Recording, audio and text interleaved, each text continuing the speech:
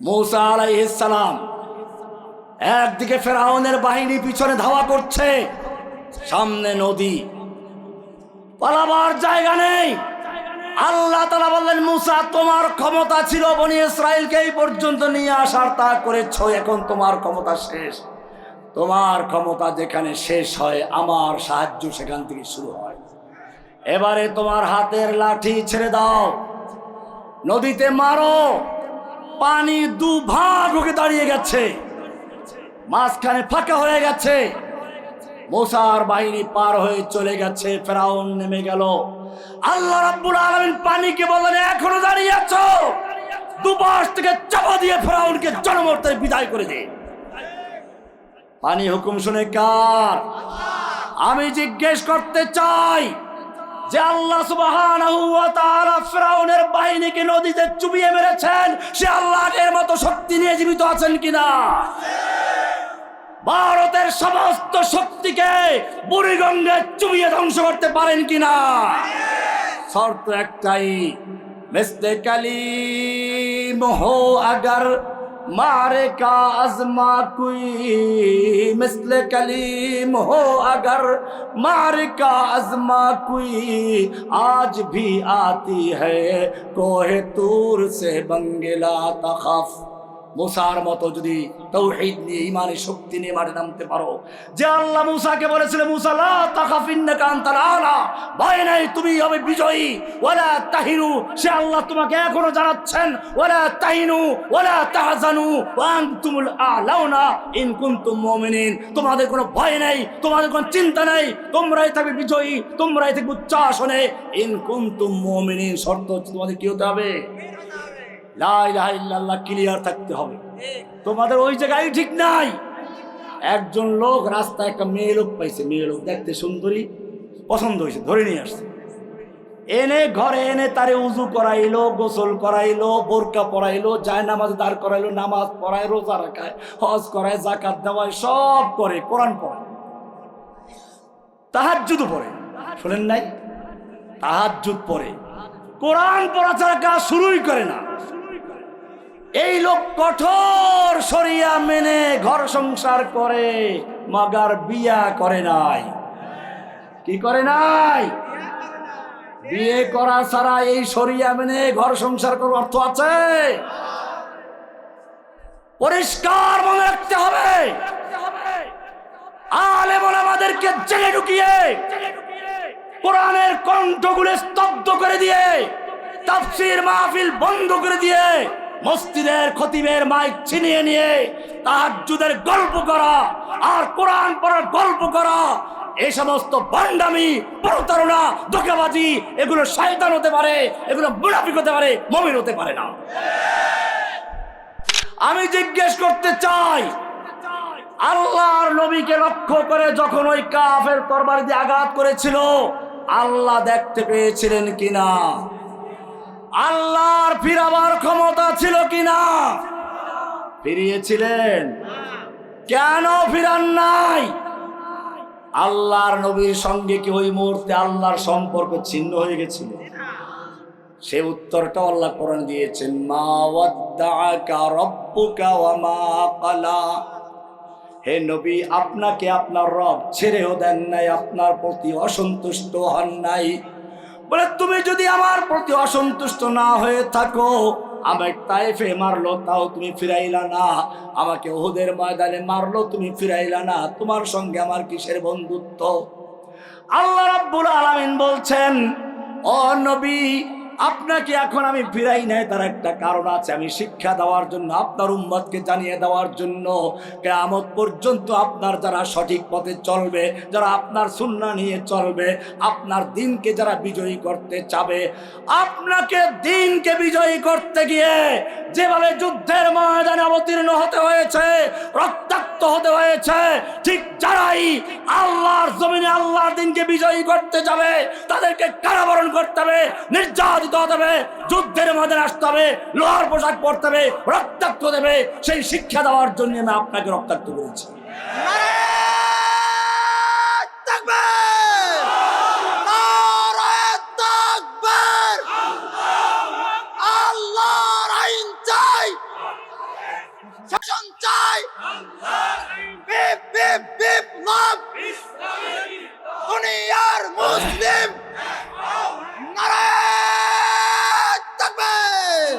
কোরআন পরিষ্কার জানিয়ে দিয়েছে, আম হাসিবতুম আন তাদখুলুল জান্নাহ, তোমরা কি মনে করছো জান্নাতে এমনি চট করে ঢুকে পড়বে? ওই যে একজনে বলেছে না চট করে ঢুকে পড়বে, আশপাশে আছে। আমরা বলি তুমি চট করে বাংলাদেশে এসে পড়ো, আমরা তোমার জন্য সজাগ রয়েছি। বিডিআর হত্যার নামে তুমি বাংলাদেশের সেনাবাহিনীকে হত্যা করেছ, তার বিচার করে তোমাকে ফাঁসির মঞ্চে ঝুলাবার জন্য এদেশের 18 কোটি মানুষ অপেক্ষা করছে। চট করে এসে পড়ো। শাপলা চত্বরে হাজার হাজার তৌহিদি জনতাকে তুমি অন্ধকারে চতুর্দিক থেকে বাতি বন্ধ করে ব্রাশ ফায়ার করে উড়িয়ে দিয়েছ। তুমি চট করে ঢুকে পড়ো। এদেশের জনতা শাপলা চত্বরের সেই তৌহিদি ঈমান দীপ্ত জনতা অপেক্ষায় রয়েছে তোমার বিচার করে ফাঁসির মঞ্চে ঝুলিয়ে তার হত্যার প্রতিশোধ নেওয়ার জন্য অপেক্ষায় রয়েছে। তুমি চট করে এসে পড়ো। তুমি কসাই নামে খ্যাত সেই গুজরাটের কসাই, বাবরি মসজিদ হত্যার নায়ক, সেই তোমার অবৈধ স্বামীকে বাংলাদেশে আনার জন্য তুমি এদেশের তাওহীদি জনতার রক্ত জড়িয়েছ। ব্রাহ্মণবাড়িয়াতে হাটাজারিতে শত শত মাদ্রাসার ছাত্র, স্কুলের ছাত্র থেকে শহীদ করে দিয়েছ। তুমি চট করে বাংলাদেশে আসো। সেই ব্রাহ্মণবাড়িয়ার হাটাজারির শহীদদের বদলা নিতে গিয়ে তোমার বিচার করে ফাঁসির মঞ্চে ঝুলাবার জন্য দড়ি প্রস্তুত রয়েছে। চট করে আসবে। আমি এই পলাতক নেত্রীর অনুসারীদেরকে বলবো, এখনো তওবা করো। নেতার বিজয়ে যুদ্ধ বিজয় হয়, নেতার পরাজয় যুদ্ধের পরাজয় হয়। এটাই যুদ্ধের নিয়ম। আল্লাহর নবীর ইতিহাস পড়ুন। আমি শুরুতে বলেছিলাম মুসলিমদের প্রত্যেকটা যুদ্ধে সৈন্য সংখ্যা কাফেরদের কম ছিল, কিন্তু একটা যুদ্ধে বেশি ছিল। ওয়ায়াউমা হুনাইনিন ইয আজাবাতকুম কাসরাতুকুম, হুনাইনের যুদ্ধে মুসলিমদের সৈন্য সংখ্যা বেশি ছিল। তাদের মধ্যে একটা অহংকার আসলো, অহংকার, আমরা তো এখন সংখ্যা লঘিষ্ঠের কারণে পরাজিত হব না। আল্লাহ তাআলা দেখাতে চান এতদিন পর্যন্ত যে আল্লাহ তোদেরকে সাহায্য করেছে, সে আল্লাহ তোদের সংখ্যাগরিষ্ঠের উপর ভিত্তি করে নাই, তোদের ঈমানের উপর ভিত্তি করে সাহায্য করেছে। আজকে তোদের সংখ্যা বেশি, এই জন্য খুব খুশি হয়ে গেছিস দেখাচ্ছে। যেই না যুদ্ধের ময়দানে নামলো, হাওয়াযিন গোত্রের পক্ষ থেকে এমন তীর বর্ষা নিক্ষেপ করা শুরু হলো, যুদ্ধের ময়দান থেকে মুসলিমরা এলোমেলো হয়ে সব পালিয়ে গেল। আল্লাহর নবী একা যুদ্ধের ময়দানে দাঁড়িয়ে রইলেন, একা দাঁড়িয়ে আছেন। এর মধ্যে শয়তান একটা খবর ছড়িয়ে দিল, আলা ইন্না মুহাম্মাদান কাদ মাতা, মুহাম্মদ মরে গেছে।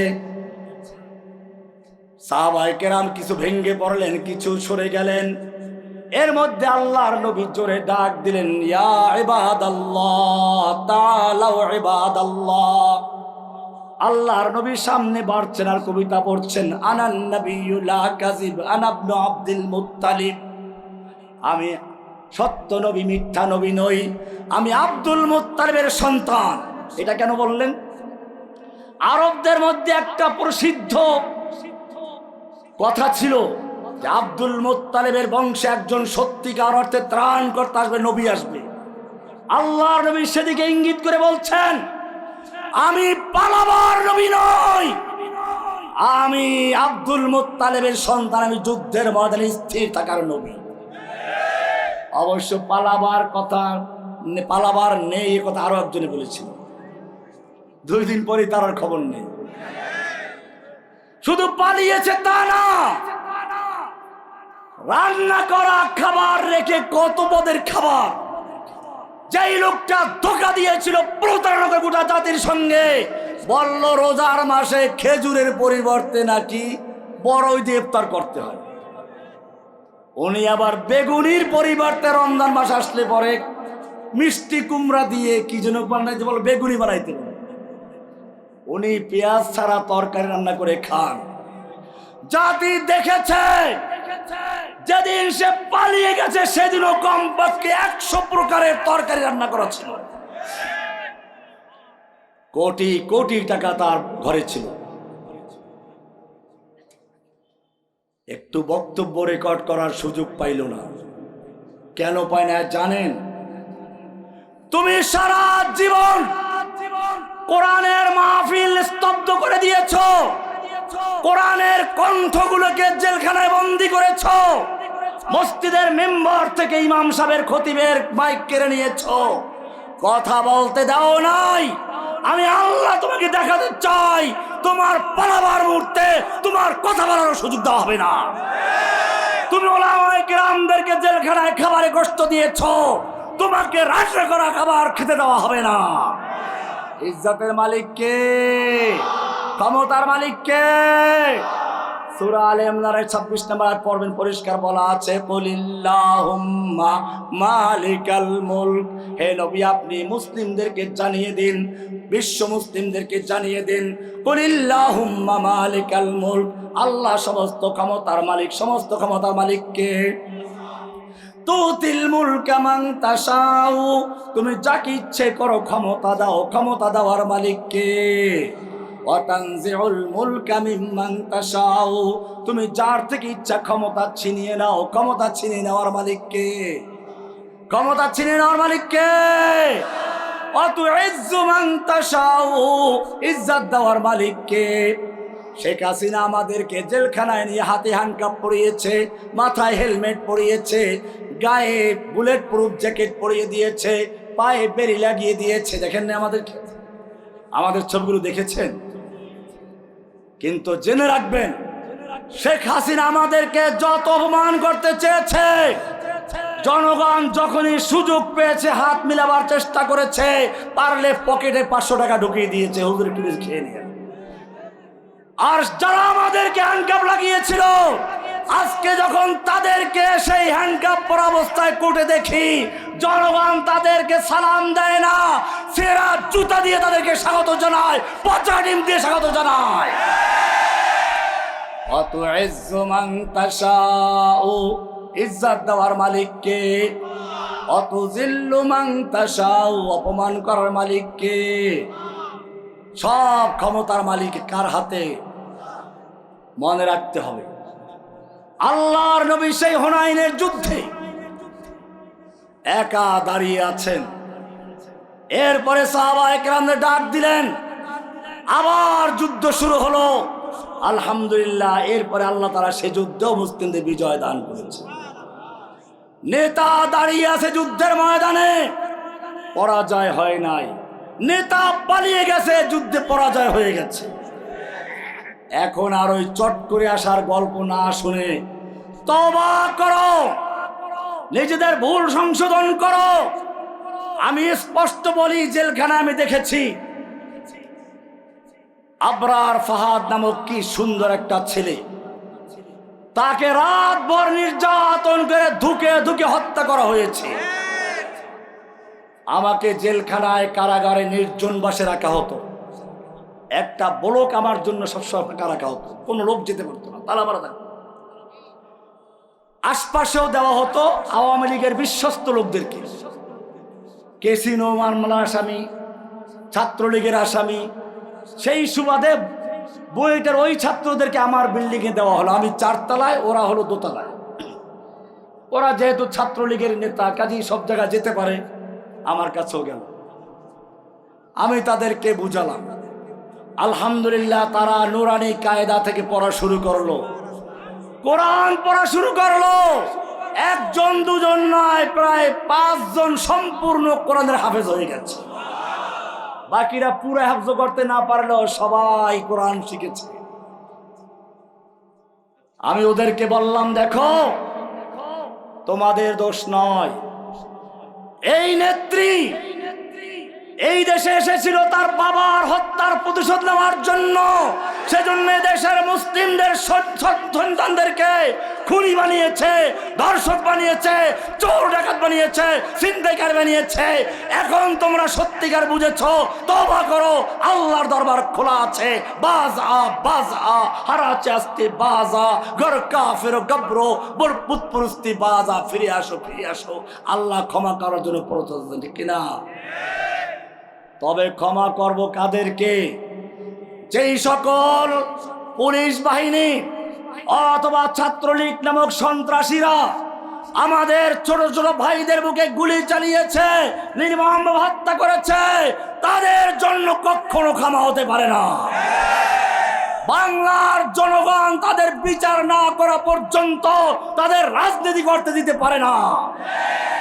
আমি ছাত্র জনতাকে বলবো, তাওহীদি জনতাকে বলবো, যারা তোমরা সংগ্রাম করেছ, বিজয় ছিনিয়ে এনেছ, সেই স্বৈরাচারকে পালাতে বাধ্য করেছ, তোমাদের কাজ এখনো শেষ হয় নাই। আব্রাহাকে ধ্বংস করেছিল যেই আবাবিল পাখি, মক্কায় গিয়ে দেখো খানার উপরে, খানায় কাবার উপরে অন্য কোনো পাখি উঠতে পারে না, ওই পাখিরাই উড়ে। তারা এখনো জানান দিচ্ছে আমরা আব্রাহাকে ধ্বংস করেছি, এখনো আমরা সজাগ আছি। যদি আবার কোন আব্রাহাকে ভাঙতে আসে, আমরা তাকে ধ্বংস করার জন্য রাত দিন পাহারা দিচ্ছি। বাংলাদেশের তাওহীদি জনতাকে বলবো, ছাত্র জনতাকে বলবো, আমি জেলখানায় বসে যখন দেখেছিলাম চতুর্দিক থেকে, স্কুল থেকে, কলেজ থেকে, মাদ্রাসার থেকে ঝাঁকে ঝাঁকে ছাত্রদের মিছিল বের হচ্ছে, কে বলে আমি কে রাজাকার, তুমি কে রাজাকার, তখন চিন্তা করলাম যেই শাহবাগে এদেশের আলেম ওলামাদের নাম নিয়ে নিয়ে বলা হয়েছে তুই রাজাকার, তুই রাজাকার, আজকে সেই ছাত্রদের মুখ থেকে বের হচ্ছে আমি কে রাজাকার, তুমি কে রাজাকার, কে বলেছে, কে বলেছে স্বৈরাচার, স্বৈরাচার। এরপরে যখন শুনলাম তাদের স্লোগানের ভাষা, বুকের ভিতর অনেক ঝড়, স্বৈরাচার গুলিকর, তখনই বুঝেছিলাম এই জনস্রোতকে ঠেকাবার শক্তি হাসিনা দুর্গাসের বাপেরও নাই, দিল্লিরও ক্ষমতা নাই এই জনস্রোতকে ঠেকাবার। আবু সাইদ বুক পেতে দিল, একটা শহীদ, একটা বুলেট গোটা চিত্রকে পাল্টে দিল। যুগে যুগে এটাই হয়েছে, যখন ময়দানে তোমরা অবতীর্ণ হবে, যদি আল্লাহর রাস্তায় জীবন দিতে পারো, ইনশাআল্লাহ তোমাদের ঐক্যবদ্ধ আন্দোলনকে দুনিয়ার কোন শক্তি মোকাবেলা করতে পারবে না। ভারতের হাতে যত অস্ত্র থাকুক না কেন, পারমাণবিক বোমা থাকুক না কেন, সব নিষ্ক্রিয় করে দিয়ে আল্লাহ তোমাদের বিজয় দিতে পারেন। মনে রাখতে হবে, ইব্রাহিম আলাইহিস সালাম একা দাঁড়িয়ে আছেন, আর গোটা নমরুদের তাগুতি শক্তি মূর্তি পূজকরা দাঁড়িয়ে আছে। ইব্রাহিম আলাইহিস সালামকে আগুন নিক্ষেপ করা হচ্ছে, ফেরেশতারা পর্যন্ত আল্লাহর কাছে ফরিয়াদ করে বলছে রব্বুল আলামিন তোমার ইব্রাহিমকে রক্ষা করো।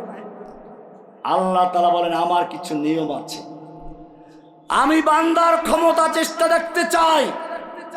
ঘরে বসে বসে দোয়া করলে চলবে না, বসে থাকলে হবে না। ইব্রাহিম আলাইহিস সালাম কি করে দেখি শেষ পর্যন্ত টিকে থাকে না আপোষ করে।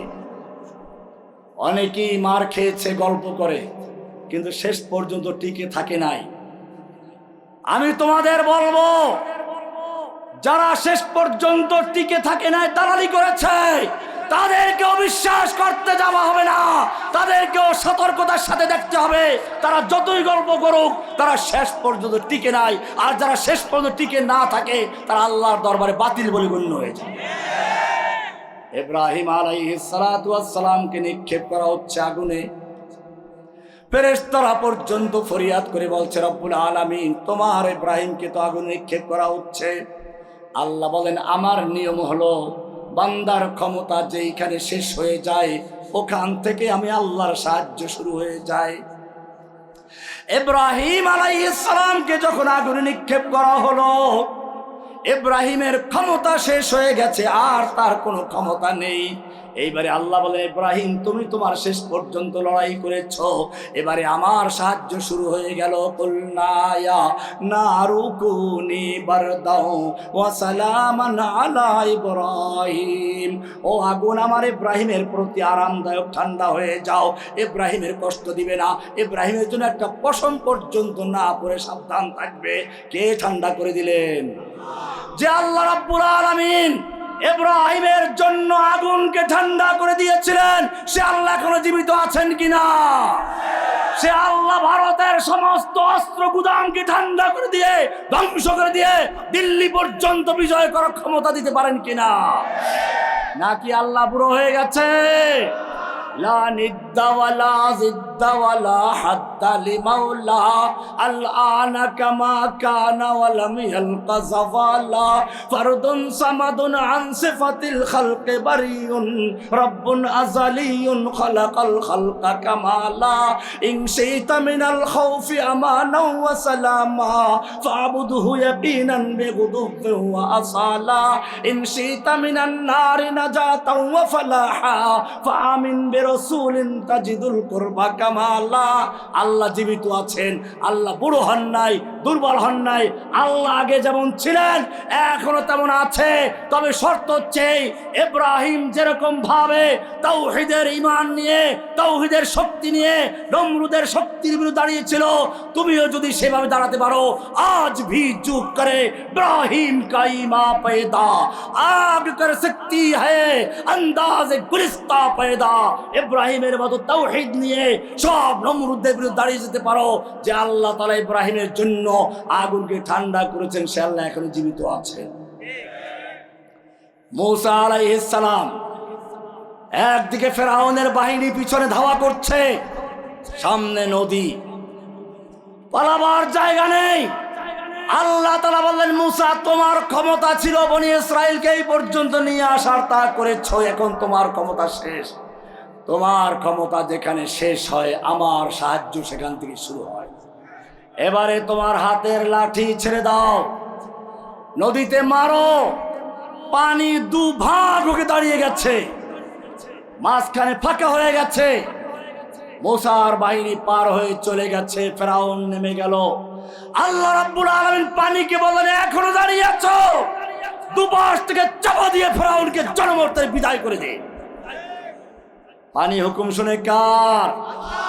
আমি জিজ্ঞেস করতে চাই যে আল্লাহ সুবহানাহু ওয়া তাআলা ফিরআউনের বাহিনীকে নদীতে চুবিয়ে মেরেছেন, সে আল্লাহ আগের মতো শক্তি নিয়ে জীবিত আছেন কিনা?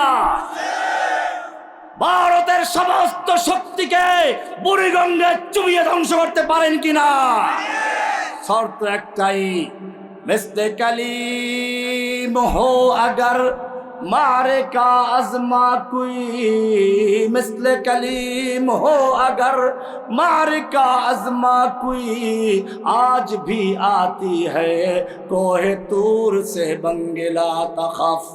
मूसार মতো যদি তাওহীদ নিয়ে ঈমানের শক্তি নিয়ে মাঠে নামতে পারো, যে আল্লাহ মূসাকে বলেছিলেন, মূসা লা তাখাফ ইন্নাকা আনতাল আলা, ভয় নাই তুমি হবে বিজয়ী, ওয়ালা তাহিনু, সে আল্লাহ তোমাকে এখনো জানাচ্ছেন, ওয়ালা তাহিনু ওয়ালা তাহজানু ওয়া আনতুমুল আ'লাউনা ইন কুনতুম মুমিনিন, তোমাদের কোনো ভয় নাই, তোমাদের কোনো চিন্তা নাই, তোমরাই থাকবে বিজয়ী, তোমরাই থাকবে উচ্চ আসনে, ইন কুনতুম মুমিনিন। শর্ত হচ্ছে তোমাদের কি হতে হবে?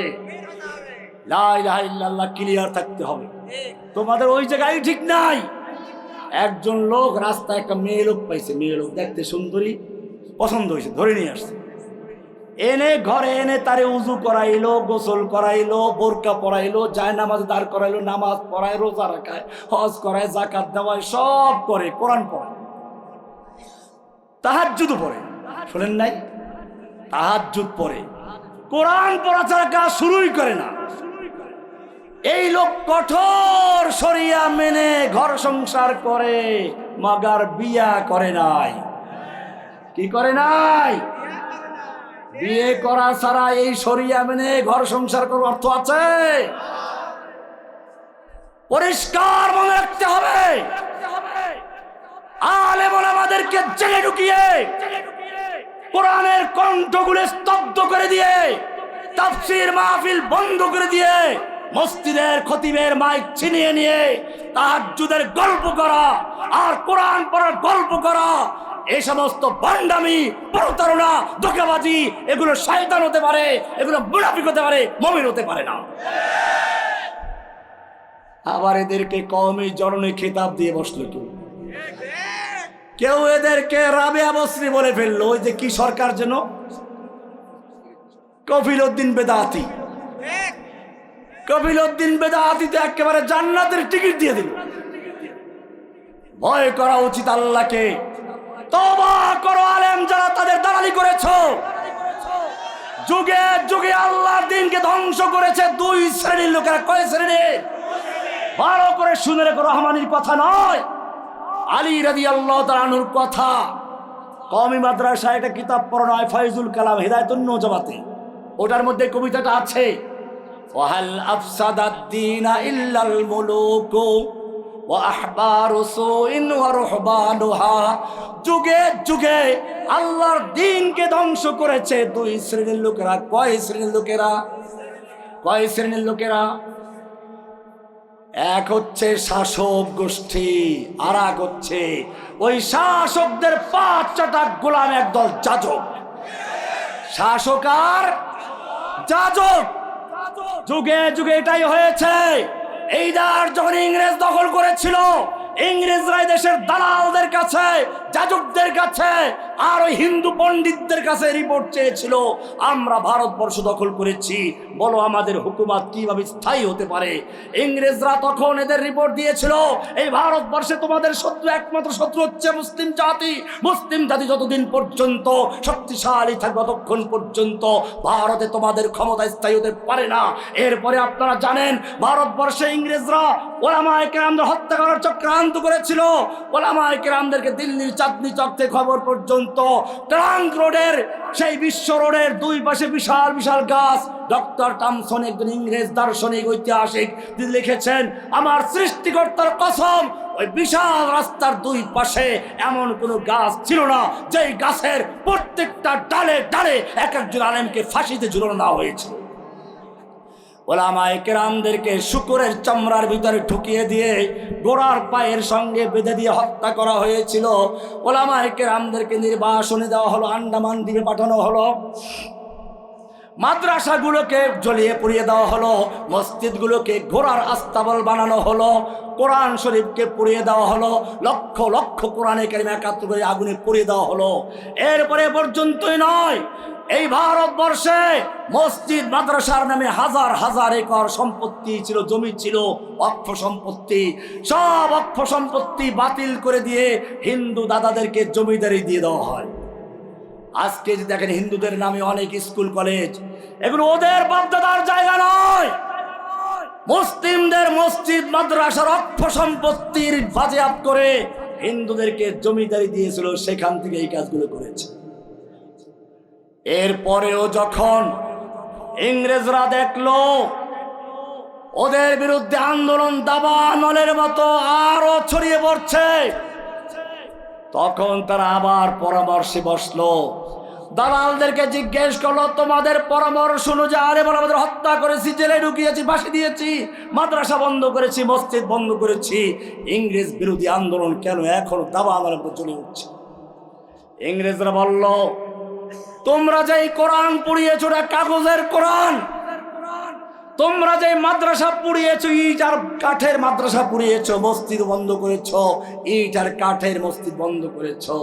কিন্তু জেনে রাখো, ওই যে মক্তবে ছোট ছোট বাচ্চারা আছে হাফিজি মাদ্রাসায় পড়ছে, ওদের প্রত্যেকের বুকের ভিতরে 30 পারা কোরআন সম্পূর্ণ অক্ষত রয়েছে। এইবারে তারা চিন্তা করলো, তাহলে আর আলেম মেরে লাভ নেই। এইবারে তারা দালাল তৈরি করতে লাগলো। এবারে মুসলিমদের হত্যা না করে ইসলামকে হত্যা করার চক্রান্ত করলো। শেখ হাসিনা তাই করেছিল, ভালো করে বুঝুন। ওই যে শিক্ষা সিলেবাসের ভিতরে বানর তত্ত্ব ঢুকিয়েছে, কেন জানেন? ইংরেজরা এই কাজটাই করেছিল। ইংরেজরা তখন একজন নবী বা দাবিদার লোককে তৈরি করলো, গোলাম আহমদ কাদিয়ানি। এই গোলাম আহমদ কাদেরী সর্বপ্রথম যে বিষয়ে কিতাব লেখে তা হচ্ছে মুসলিমদের জিহাদের বিরুদ্ধে কিতাব লেখে। কারণ ইংরেজরা ভয় পেত জিহাদকে, ভয় পেত জিহাদি আলেমদেরকে। আপনারা জানেন দেওবন্দ মাদ্রাসার যে প্রতিষ্ঠাতা কাসেম নানতুবি, হাজী ইমদাদুল্লাহ মুহাজির মক্কি, রশিদ আহমদ গঙ্গোহী, এরা ইংরেজ বিরুদ্ধে যুদ্ধ করে একটা স্বাধীন রাষ্ট্র গঠন করেছিলেন। থানা ভবন ছিল তাদের রাজধানী। কাসেম নানতুবি ছিলেন প্রধান সেনাপতি, রশিদ আহমদ গঙ্গোহী ছিলেন প্রধান বিচারপতি, আর হাজী ইমদাদুল্লাহ মুহাজির মক্কি ছিলেন আমিরুল মুমিনিন। কিন্তু কিছু গাদ্দারদের কারণে সেখানে হাফেজ জামিন শহীদকে হত্যা করে দেওয়া হয়, সৈয়দ আহমদ বেরেলভীকে হত্যা করে দেওয়া হয়। আর ইমদাদুল্লাহ মুহাজির মক্কি গোপনে মক্কায় হিজরত করেন, বাকিরা পালিয়ে গেলেন। এরপরে যখন ইংরেজরা সাধারণ ক্ষমা ঘোষণা করলো, তারপরে আবার তারা ফিরে এসে দেওবন্দ মাদ্রাসা প্রতিষ্ঠা করেন। তাদের উদ্দেশ্য ছিল এই দেওবন্দ মাদ্রাসার মাধ্যমে ছাত্র তৈরি হবে, লিডার তৈরি হবে, যারা ভারতবর্ষ থেকে একদিন আবার ইংরেজদেরকে তাড়াবে। পরবর্তীতে সেটাই হয়েছিল। আপনারা জানেন খেলাফত আন্দোলন, রেশমি রুমাল আন্দোলন, এইগুলো করেছিল সেই দেওবন্দের সন্তানরা। মাওলানা হুসাইন আহমদ মাদানী রাহমাতুল্লাহি আলাইহি ইংরেজ বিরোধী আন্দোলন একজন সিপাহ সালার, ইংরেজদের বিরুদ্ধে সমাবেশ ডেকেছেন দিল্লিতে। ইংরেজ সরকার সেখানে কারফিউ জারি করলো, গুলি করো, দেখা মাত্র গুলি করো। আমি বাংলাদেশের সেই কতগুলো সেনাবাহিনী সেনা অফিসার যারা অবসরপ্রাপ্ত ছিল, সেদিন কারফিউ ভঙ্গ করে তারাই সর্বপ্রথম মাঠে নেমেছিল। তাদের দেখা দেখি নিচের দিকের সেনা কমান্ডার এবং সৈনিকরা বলেছিল, আমরা আমাদের ভাইদের বুকে গুলি করব না। হুসাইন আহমদ মাদানী রাহমাতুল্লাহি আলাইহি ইংরেজদের কারফিউ ভেঙে ময়দানে চলে আসলেন। চতুর্দিকে রাইফেল নিয়ে দাঁড়ানো ছিল। তিনি বক্তব্য শুরু করলেন এভাবে, আমি শুনেছি এই সাদা কুকুরের দল ঘোষণা করেছে মাদানীকে দেখা মাত্র গুলি করা হবে। আমি মাদানী হাজির হয়েছি, করো গুলি। এই বলে তিনি তার শেরওয়ানির বুতাম খুলে দিয়েছিলেন। সঙ্গে সঙ্গে এমন ধিক্কার পড়লো, ওদের হাত থেকে ভয়ে রাইফেল গুলো পর্যন্ত পড়ে গিয়েছে। দীর্ঘ 2 ঘন্টা বক্তব্য দিয়েছিলেন। সে ঐতিহাসিক ভাষণের সূচনা ছিল এইভাবে, সাগামিরো গরবাজিরো মোশেরা দেওয়া কুনন্দ ইচনি আরকানে দৌলত মুলকে রাবিরা কুনন্দ। ও দুনিয়ার মানুষ শুনে রেখো, যেই সংসদের প্রধানমন্ত্রী হচ্ছে কুকুর। প্রধানমন্ত্রী কি? আর ক্যাবিনেট মন্ত্রীরা হচ্ছে বিড়াল, সাধারণ এমপিরা হচ্ছে ইঁদুর। আমার কবিতা না, ওনার কবিতা। সাগামির, সাগ মানি কুকুর, আমির মানি বাদশাহ প্রধানমন্ত্রী। সাগামির গোরবাজির, গোরবা মানি হলো বিড়াল। মোশের আদে বাকুনান, মোশ মানি হলো ফার্সিতে ইঁদুর। এচনে আর কানে দৌলত মুলকে রাবিরা কুনান। যেই সংসদের কুকুর হলো প্রধানমন্ত্রী, আর বিড়াল হলো ক্যাবিনেট মন্ত্রী, আর এমপিরা হলো ইঁদুর, এই সংসদ দিয়ে দেশে শান্তি আসতে পারে না। এই সংসদ দিয়ে কোনো শৃঙ্খলা ঠিক থাকতে পারে না। এই সংসদ দিয়ে ধর্ষক তৈরি হয়, এই সংসদ দিয়ে লুটেরা তৈরি হয়, এই সংসদ দিয়ে 1 লাখ 2 লাখ নয়, গোটা জাতিকে ভিখারি বানিয়ে 18 লক্ষ কোটি টাকা নিয়ে এদেশের মানুষকে ঋণগ্রস্ত করে ফকির বানিয়ে সব টাকা পয়সা নিয়ে স্বামীর বাড়িকে আশ্রয় নিয়েছে।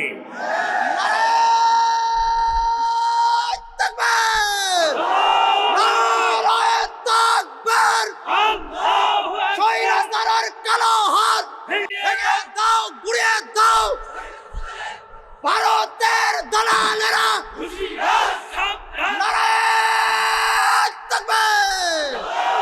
আমার বলার উদ্দেশ্য হচ্ছে, এখন আর কওমি আলিয়া বিভিন্ন দলের বিভেদ ভুলে গিয়ে ইংরেজদের বিরুদ্ধে যেভাবে সকলে ঐক্যবদ্ধভাবে দাঁড়িয়েছিল, ও আমার ভাইয়েরা, যদি বাংলাদেশের স্বাধীনতা রক্ষা করতে চাও, যদি ইসলামের দিনকে নিয়ে বেঁচে থাকতে চাও, এখনো সময় আছে। সমস্ত বিভেদ এবং দলাদলি ভুলে গিয়ে ঐক্যবদ্ধ ভাবে নব্য ইংরেজ বিরুদ্ধে যুদ্ধের জন্য প্রস্তুত হও, নতুবা তোমাদেরকে দিল্লির থেকে ওই যে চট করে ঢুকে পড়বে নাস্তিক মোরতাদরা, তোমাদেরকে কুকুরের মতো টেনে টেনে খাওয়ার জন্য প্রস্তুত হয়ে যাচ্ছে। আজকে ইসকনের এত বড় সাহস কোত্থেকে এলো? মনে রাখতে হবে, আল্লাহর পথে জীবন যদি দিতে ভুলে যাও, আমি শুরুতে বলেছি আল্লাহর নবী বলেছেন তোমাদের ধ্বংস অনিবার্য। আমি একটা গল্প করে শেষ করব। ফুযাইল ইবনে আয়াজ নামে একজন জগৎ বিখ্যাত পীর ও বুজুর্গ ছিল, আর ওই সময় একজন বড় আলেম ছিলেন মুহাদ্দিস মুফতি আব্দুল্লাহ বিন মুবারক রাহমাতুল্লাহি আলাইহি। ফুযাইল ইবনে আয়াজ মক্কায় থাকেন, জমজমের পানি পান করেন, এরকম ভাবে বাইতুল্লাহ তওয়াফ করেন, হাজরে আসওয়াদ চুমু খান, মাকামে ইব্রাহিমের পিছনে নামাজ পড়েন। সবচেয়ে বড় কথা, আল্লাহর নবী যেই জমিনে ছোটবেলায় বড় হয়েছেন, হাঁটাহাঁটি করেছেন, সেই জমিনে থাকছে। এক রাকাতে লক্ষ রাকাতের সওয়াব পাচ্ছে। ছাত্ররা বলল ফুযাইল ইবনে আব্দুল্লাহ বিন মুবারককে যে আপনিও তো ইচ্ছে করলে ওই মক্কায় গিয়ে থাকতে পারেন, এত কষ্ট কেন করছেন যুদ্ধের ময়দানে? ইতিহাস পড়ুন। আব্দুল্লাহ বিন মুবারক রাহমাতুল্লাহ আলাইহি সেই যুদ্ধের ময়দান থেকে ফুযাইল ইবনে আয়াজকে উদ্দেশ্য করে একটা পত্র লিখেছিলেন। এই পত্রটা বলেই আমি শেষ করব, উঠা বসা করবেন না। ইয়া আবিদাল হারামাইন লাউ আবসারতানা লাআলিমতা আন্নাকা বিল ইবাদাতি তালআবু। ও মক্কা মদিনার আবেদ, ফুযাইল ইবনে আয়াজকে উদ্দেশ্য করে বলছেন, ইয়া আবিদাল হারামাইন, ওহে মক্কা মদিনার আবেদ, তুমি মক্কা ইবাদত করছো, এক রাকাতে লক্ষ রাকাতের সওয়াব পাচ্ছ, জমজমের পানি খাচ্ছ, বাইতুল্লাহ তওয়াফ করছো, হাজরে আসওয়াদ চুমু দিচ্ছ, সব ঠিক আছে, কিন্তু জেনে রাখো লাউ আবসারতানা, তুমি যদি আমাদের ইবাদত দেখতে, আমাদের ইবাদতের তুলনায় লাআলিমতা আন্নাকা বিল ইবাদাতি তালআবু, তোমার ইবাদতগুলো আমাদের ইবাদতের তুলনায় খেলনা ছলনা ছাড়ার কিছুই না। কেন?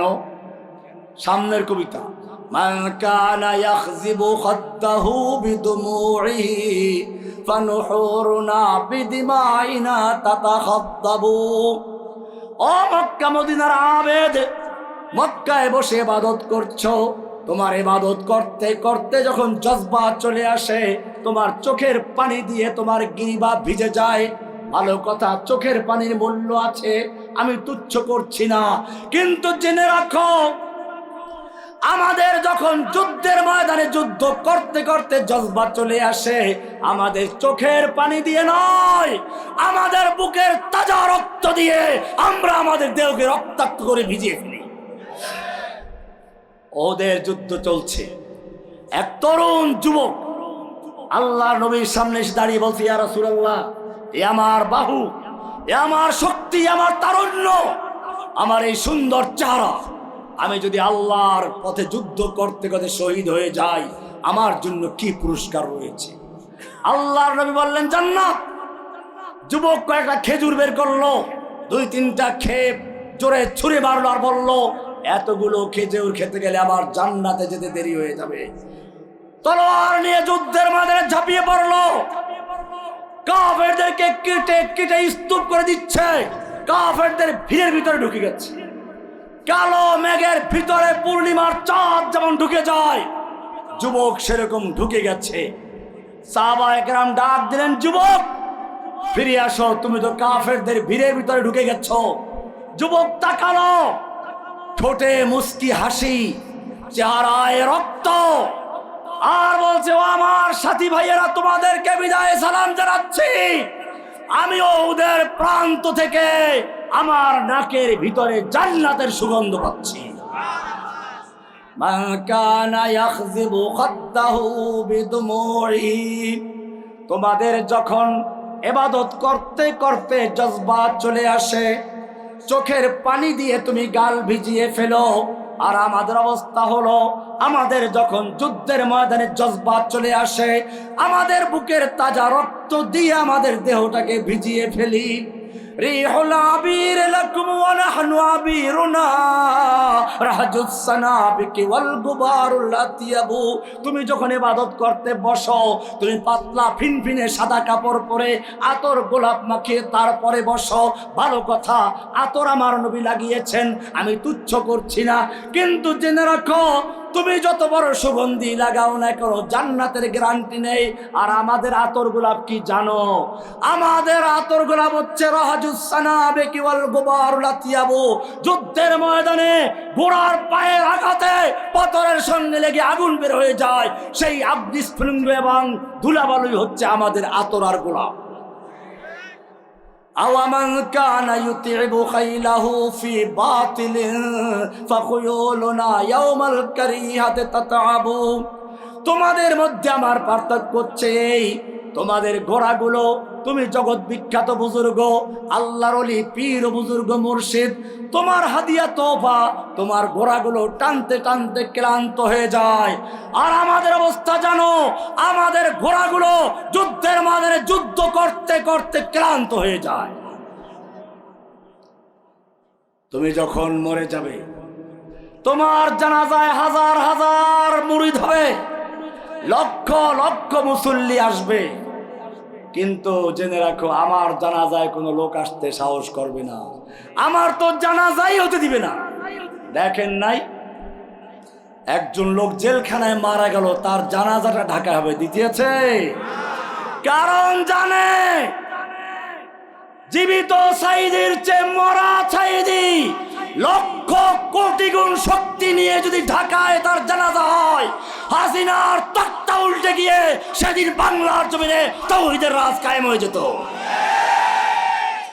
জেলখানায় গিয়ে কি কেউ দুর্বল হয়েছে না শক্তি বেড়েছে? বয়স বেড়ে গেছে, ক্লান্ত হয়ে গেছি, কিন্তু আলহামদুলিল্লাহ ইমানের শক্তি দুর্বল হয় না। ডক্টর আফিয়া সিদ্দিকাকে আপনারা জানেন, গুয়ান্তানামো বে কারাগারে তাকে নির্যাতন করা হয়েছে। যেই মহিলা হাফেজে কোরআন 18টা ডক্টরেট ডিগ্রি আছে, নিস্তেজ হয়ে গেছে নির্যাতনে। যখন তাকে আদালতে উঠানো হচ্ছিল, চোখ খোলার মতো শক্তি গায়ে ছিল না। বিশ্ব দেখেছে হুইল চেয়ারে বসা, কিন্তু হেজাব দাও, হেজাব দাও। আমেরিকার গোয়েন্দারা রিসার্চ করেছে, বলেছে আমরা নির্যাতন করে করে তার দেহকে নিস্তেজ করতে পেরেছি, কিন্তু তার ঈমানকে চুল পরিমাণ দমাতে পারি নাই। মনে রাখবে,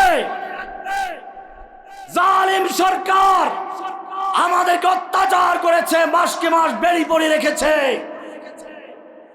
বিভিন্ন রকমের অত্যাচার করেছে, নির্জন বাসে রেখেছে, আমাদের দেহকে নিস্তেজ করেছে ঠিকই, কিন্তু আমরা আল্লাহকে সাক্ষী রেখে বলতে পারি, আমরা জেলখানায় যে পরিমাণ ঈমান নিয়ে গেছিলাম তার চেয়ে লক্ষ কোটি গুণ ঈমান শক্তি বেড়েছে, এবং সেই ঈমান নিয়ে ময়দানে ঝাঁপিয়ে পড়েছি। আমরা তোমাদেরকে বলতে চাই, সে আব্দুল্লাহ বিন মুবারকের মতো যদি বলতে পারো আমাদের জানাজার প্রয়োজন নেই, যুদ্ধ করতে করতে টুকরো টুকরো হয়ে যাব, দেহ খুঁজে পাওয়া যাবে না, সে কথাই তোমাদের বলতেছি। আব্দুল্লাহ বিন মুবারক বললেন, তোমার জানাজায় লক্ষ লক্ষ লোক হবে, কিন্তু আমার জানাজায় কোনো লোক হবে না, ভয় আছে। কিন্তু জেনে রাখো, তোমার জানাজার প্রয়োজন আছে, তুমি মরে গেছো, আমার জানাজায় কোনো লোকের প্রয়োজন নাই, আমি তো মরি নাই, আমি জীবিত। হাযা কিতাবুল্লাহ ইয়ানতিকু বাইনানা লাইসা শাহীদু বিমাইয়িতিন লা ইউকযাবু। তুমি যখন মরে যাবে, দামি কাপড় দিয়ে তোমাকে গোসল করিয়ে পরিয়ে দেওয়া হবে, আতর গোলাপ দিয়ে, দামি সাদা কাপড় দিয়ে কবর দেওয়া হবে, কিন্তু জেনে রাখো, যত দামি কাপড় তোমাকে পরিধান করানো হোক না কেন, কিয়ামতের মাঠে ওই কাপড় নিয়ে উঠতে পারবে না। কিন্তু আমি যদি যুদ্ধের ময়দানে শহীদ হয়ে যাই, আমাকে কোনো দামি কাপড় দেওয়া হবে না, যুদ্ধের ময়দানের কাপড় চোপড় সহ রক্ত সহ আমাকে দাফন করতে হবে। শহীদদের কাপড় গোসল আছে, নতুন কাপড় আছে। শহীদরা যে অবস্থায় মারা যায় সে অবস্থায় ওই অবস্থায় দাফন করতে হবে। কারণটা কি জানেন? তুমি যখন কবর থেকে উঠবে তখন তোমার ওই নতুন কাপড় চোপড় রেখে দেওয়া হবে, উলঙ্গ হয়ে কিয়ামতের মাঠে উঠবে। কিন্তু আমি যদি শহীদ হয়ে যাই, আমার কাপড় চোপড় খোলা হবে না, সেই যুদ্ধের পোশাক নিয়ে, যুদ্ধের কাপড় চোপড় নিয়ে হাসরের ময়দানে উঠবো। আমার জখমগুলো তাজা হয়ে যাবে, রক্তগুলো ঝরতে থাকবে। আল্লাহর হাবিব বলেছেন, লাউনুহু লাউনুদ্দাম ওয়া রিহুহু রিহুল মিসকে, রংটা হবে রক্তের রং, ঘ্রাণটা হবে। আমার যুবক ভাইয়েরা, মনে রাখতে হবে, আজকে তোমাদেরকে চতুর্দিকে আহ্বান জানাচ্ছে। কোরআনের ভাষায় বলছি, সূরা নিসার ৭৫ নম্বর আয়াত, তোমাদেরকে আহ্বান জানাচ্ছি, ওয়ামা লাকুম লা তুকাতিলুনা ফি সাবিলিল্লাহ। ও যুবকেরা, তোমাদের কি হলো? তোমরা আল্লাহর রাস্তায় লড়াই করছো না, যুদ্ধ করছো না, সংগ্রাম করছো না। ওয়াল মুস্তাদাফিনা মিনার রিজালি ওয়ান নিসাই ওয়াল বিলদান, অথচ অসহায় নারী, পুরুষ আর শিশুরা ফরিয়াদ করছে, রব্বানা আখরিজনা মিন হাযিহিল ক্বরিয়াতিজ যালিমি আহলুহা। ও আমাদের রব, তুমি আমাদেরকে জালিমদের হাত থেকে বাঁচাও, জালিম ও দোষী জনপদ থেকে রক্ষা করো। ওয়াজআল লানা মিন লাদুনকা ওয়ালিয়্যা, আমাদের জন্য তোমার পক্ষ থেকে নেতা পাঠাও, নেতা। ওয়াজআল লানা মিন লাদুনকা নাসীরা, আমাদের জন্য তুমি তোমার পক্ষ থেকে সাহায্যকারী পাঠাও। এই ফরিয়াদ কাশ্মীর থেকে, এই ফরিয়াদ ফিলিস্তিন থেকে, এই ফরিয়াদ আরাকান থেকে, এই ফরিয়াদ উইঘুর থেকে, এই ফরিয়াদ বাংলাদেশের কারাগার থেকে এখনো বেশি আসছে। ও আমার যুবকেরা, আমি তোমাদের জিজ্ঞেস করতে চাই, আল্লাহর এই ফরিয়াদের ডাকে সাড়া দিয়ে ময়দানে ঝাঁপিয়ে পড়তে কে কে তৈরি আছো?